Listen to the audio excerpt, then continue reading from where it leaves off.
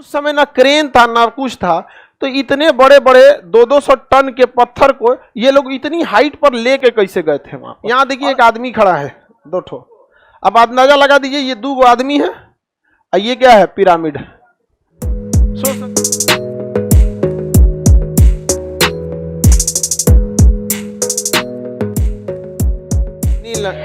मिस्र में ये मान्यता था कि बड़े बड़े पिरामिड में राजाओं की क्या रखी जाती थी, कब्र बनाई जाती थी।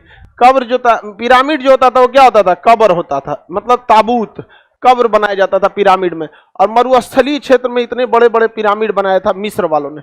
ये छोटा, अभी तो ये देखिए, ये जो पिरामिड दिख रहे हैं, ये पिरामिड आपको ऐसा लगेगा कि आखिर इसमें है क्या, ठीक है। ये आपको ऐसा लग सकता है कि आखिर इसमें है क्या चीज छुपा है। ये एक ब्लॉक दिख रहा है, ये कम से कम 20 टन का होता था। छोटा वाला, सबसे छोटा जो पत्थर मिला है, कितने का मिला है, 20 टन। आज का ट्रक 10 टन खींचता है। आज का जो ट्रक है ना 10 टन खींचता है। एक एक ऐसे ऐसे पिरामिड मिले हैं जिसका एक पत्थर 200 टन का था। आज कोई मतलब जेसीबी तो 200 टन के बाद टूट जाएगा खुद यहाँ पर। तो उस समय ना क्रेन था ना कुछ था, तो इतने बड़े बड़े 200-200 टन के पत्थर को ये लोग इतनी हाइट पर लेके कैसे गए थे वहां पर। और पत्थर रखने का नहीं है, इतना बारीकी से पत्थर को रखा गया है कि बीच में आप एक बाल तक नहीं डाल सकते। ये जो बाल होता है ना सर का, उसको भी अंदर नहीं डाल सकते। इतनी बारीकी से उसको तराश के क्या किया गया है, फिट किया गया है। और ये आपको भले इतना छोटा सा लग रहा होगा, ये एक पत्थर की जो हाइट है ना, एक आदमी के बराबर है। ये एक पत्थर जो है ना, कितने के बराबर है, एक आदमी के बराबर। इस टाइप के मिस्र में बहुत सारे क्या मिले हैं, पिरामिड मिले हैं। बहुत सारे क्या मिला है, पिरामिड।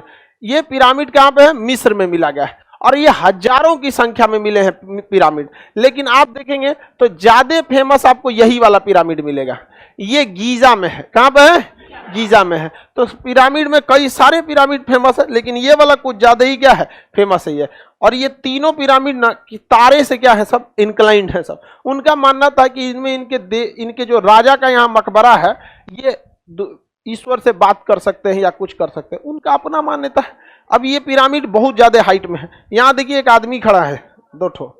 अब अंदाजा लगा दीजिए ये 2 आदमी है और ये क्या है, पिरामिड। सोच सकते हैं। ये पिरामिड में देखिएगा थोड़ा सा घिसावट होगा। यहाँ देखिएगा लाइम स्टोन के कुछ यहाँ लगाए गए हैं और बाकी ये नहीं है यहाँ पर। तो ये क्या है, हवा के चलने से, रेगिस्तान में जो हवा चलती है उसमें कंकड़ पत्थर भी आते हैं, तो लगातार चोट लगने से उधर का लाइम स्टोन क्या हो गया, झड़ गया। और ये इतना बड़ा विशाल पिरामिड रहा है। तो आप इस तरह से कर सकते हैं, सबसे ज्यादा अगर किसी का इंजीनियरिंग और केमिकल डेवलप था तो किसका था, मिस्र वाला। इतना भयानक ये सब बना के रखे हैं सब। अब इस पे रूल है कि आप एक ही बार जा सकते हैं मिस्र की पिरामिड में। वहां के गवर्नमेंट ने क्या लगाया है, रूल लगा दिया।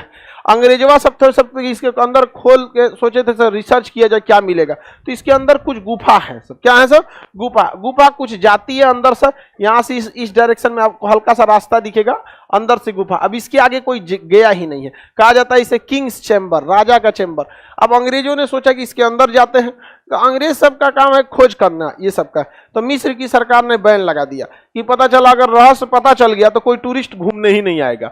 उससे अच्छा बैन लगा दिया। अब इस पे किसी भी तरह का रिसर्च काम नहीं हो सकता। साथ ही आप पर भी नियम लगा दिया है कि आप अगर मिस्र जाते हैं तो एक ही बार आपको गीजा का क्या देखने को दिया जाएगा, पिरामिड। बार बार नौटंकी करेंगे तो क्या होगा भाई, वहां की रहस्य से पर्दा हट जाएगा। अब एक बार कोई सी चीज के रहस्य से पर्दा हट गया, काम खत्म हो जाता है। अभी भी मम्मी नहीं बनाया जाता, अब नहीं बनाते। अब कौन मम्मी बनाएगा जी, जिंदा को रखने का जगह नहीं है, मरल आदमी को कहाँ रखिएगा। उस समय लोग कम थे, खाली जगह दुनिया भर का होता था, रख दिया वहां पर। किसी को दिक्कत,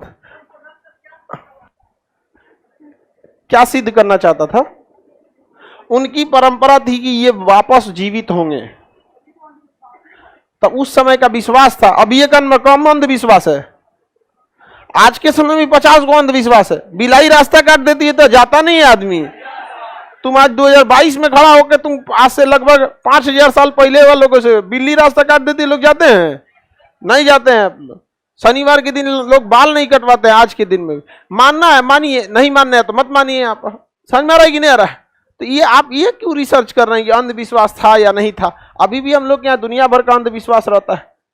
ये जात में से वो जात में बिया हो जाएगा तो मार हो जाता है। ये क्या है? अंधविश्वास है ना यहाँ पर। क्या हो जाएगा? अब धर्म चेंज होता है तो थोड़ा समझ में आता है कि अब पूरा कल्चर ही चेंज हो जाएगा। जाति चेंज होने में क्या रखा है जी? जाति तो सब चीज सेम है ना मानता है जी। अब ये अंधविश्वास नहीं है तो क्या है? कह रहा है कि काहे लिए रखता था। अरे यार उसको छोड़ो, रखता था। देखो साइंस कितना डेवलप था वहां पर, इतना बड़ा बड़ा पिरामिड बना दिया। किस तरह से उठाया होगा 200-200 टन का पत्थर, आज तक लोग रिसर्च करता है। और उतना ऊपर ले गया होगा, कैसे ले गया होगा, और उतना बेहतरीन ढंग से तराशा कि उसमें बाल का एक टुकड़ा तक नहीं जा सकता, इतना बेहतरीन था। आगे बढ़ जाते हैं। फिरौन किस सभ्यता का था? मिस्र की सभ्यता। मिस्र की सभ्यता के लोगों ने क्या बनाया था? पिरामिड। मम्मी भी बनाया था और पिरामिड भी। मम्मी क्या थी? अपने पूर्वजों की लाश को क्या करते थे? एक रसायन पोत के एक मोटे कपड़ा से क्या किया जाता है? लपेट दिया जाता था। हालांकि लाश सही सलामत नहीं रहती थी, लेकिन गलती नहीं थी। उनका कहना यह था कि जैसे देखिए हर धर्म की ना एक तो आपको कॉमन चीज मिलेगा कि धर्म कोई ना कोई एक मतलब प्रवर्तक आएंगे और लास्ट होगा तो कोई ना कोई एक मतलब अंत हो जाएगा। जैसे इस्लाम धर्म के हिसाब से कयामत, हिंदू धर्म के हिसाब से कल की अवतार, है कि नहीं? आ गए हैं ये तो अलग इसका दुनिया है। कल की अवतार हिंदू धर्म के हिसाब से ना पृथ्वी का अंत होगा कल की अवतारों के। एक अंतिम भगवान आएंगे कल की रूप लेके, सबको क्या कर देंगे? साफ कर देंगे। चलो लोग तो बहुत अत्याचार कर। उसी तरह इस्लामिक परंपरा में भी है कि अंतिम समय में क्या होगा? बहुत सारे लोग क्या होंगे? आपसी परिवार में फूट पैदा हो जाएगी और ये सब होगा तो एक कयामत आ जाएगा। ईसाई धर्म के हिसाब से भी कयामत आ जाएगा, यहूदी धर्म के हिसाब से भी कयामत। तो ये सब चीजों की परंपरा बहुत ज्यादा है। कयामत में तो समझते हैं हाँ, विनाश, तबाही हो जाएगा एकदम। समझ में आ गया कि नहीं आ गया? तो प्रलय आ जाएगा यहाँ पर, भयानक।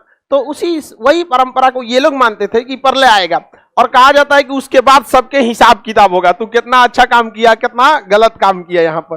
तो इन लोगों का मानना था, मिस्र वालों का, कि उस समय इनके वही लाश जो है ना उठेगी, वापस जीवित हो जाएगी यहाँ पर। अब बाद में क्या होगा क्या नहीं इसको कौन जानता है। अभी जो है उसको देखा जाए।